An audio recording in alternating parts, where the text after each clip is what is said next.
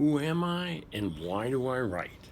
I'm Steve Gladish, and I grew up in a veterans community, and everybody had served in World War II, it seemed, and we were a very close knit society. And I had two uncles who were war heroes, pilots.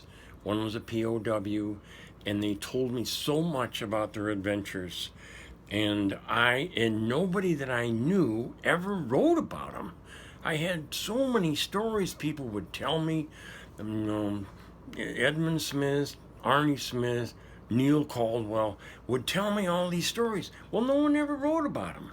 So I loved writing, and I wanted to live a life of adventure and write about it so someone else would know.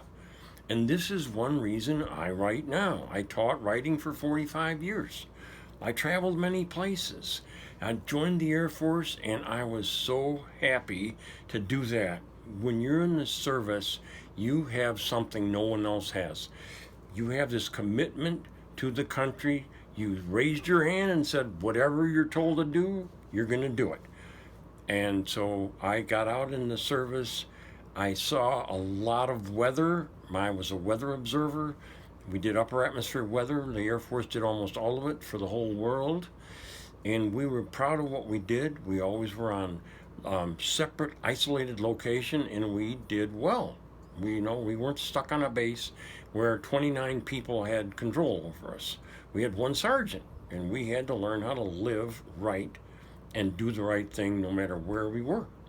So there you go. That's one of the things that made me a writer, and me and adventure all came from growing up with my two uncles and all those veterans, and I lived at the end of a Navy base runway. I loved it. I wanted to go where those planes had been.